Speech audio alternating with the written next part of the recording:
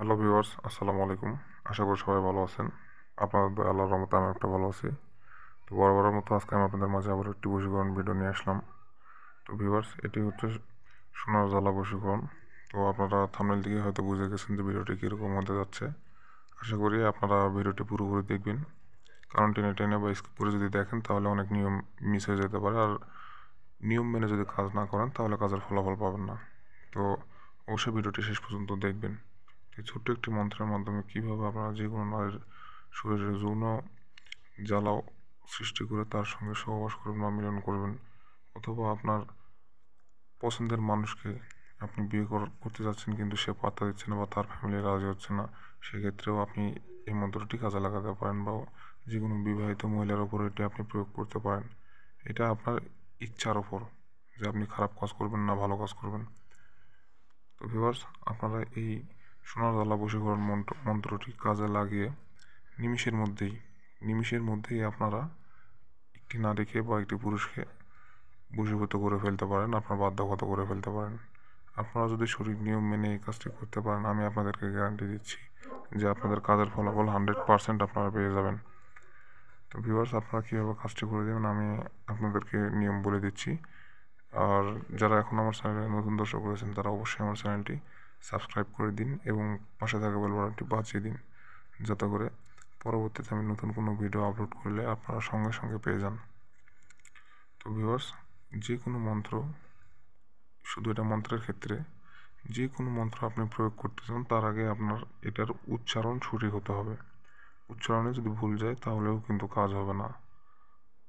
এক কথায় চুল পরিমাণ যদি আপনি কোনো ভুল করে থাকেন তাহলে আপনি কাজের ফলাফল কখনোই পাবেন না। তো ভুল ত্রুটি ছাড়াই সুন্দরভাবে স্পষ্টভাবে পাঠ করার জন্য আপনারা এটা আগে সুন্দর করে মুখস্থ করে নেবেন। আপনাদের বোঝার সুবিধার্থে আমি একবার পড়ে শোনাচ্ছি। ওম নমো আদি পুরুষায় অমুকিং আকর্ষণ দে গোচ্ছা। তো এই মন্ত্রটি সিদ্ধ করা নাই। আপনারা এই মন্ত্রটি কাজে লাগানোর আগে এটা আগে আপনাদেরকে সিদ্ধ করে নিতে হবে। তো এই মন্ত্রটি সিদ্ধ করার জন্য আপনাদেরকে আগে 108 বার পাঠ করতে হবে। 108 বার পাঠ করতে হবে, আর আপনারা এটা শুক্রবার দিনে করবেন অথবা রবিবার দিনে করলেও হবে। তো আমি আপনাদেরকে বলবো আপনারা শুক্রবার দিনই করবেন কাজটি, তাহলে এটির কার্যক্রম ক্ষমতা আর একটু বৃদ্ধি পাবে, মানে এটি আর একটু শক্তিশালী হয়ে যাবে স্বাভাবিকের তুলনায় যদি আপনি শুক্রবারে করেন। তো আপনারা এই মন্ত্রটি খাতায় লিখে নেবেন। আর আমি এখানে অমুকিং লিখছি, আপনারা এখানে অমুকিং না লিখে আপনার কাঙ্ক্ষিত ব্যক্তিটির নাম লিখবেন।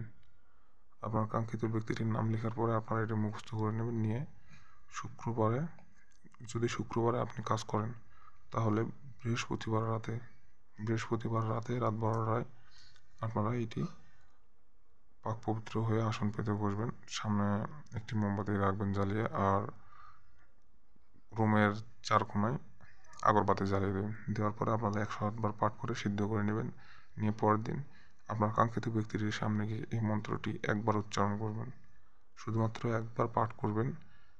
ওই কাঙ্ক্ষিত ব্যক্তি আপনার জন্য একদম পাগল হয়ে যাবে, একদম উন্মাদ হয়ে যাবে, আপনার জন্য একদম কুত্তে পাগল হয়ে যাবে, আপনার হুকুমের গোলাম, আপনার যা মন চাই তাই করাতে পারবেন তাকে দিয়ে। তো ভিউয়ার্স, এই ছিল আজকের ভিডিও। আশা করি সবাই বুঝতে পারছেন।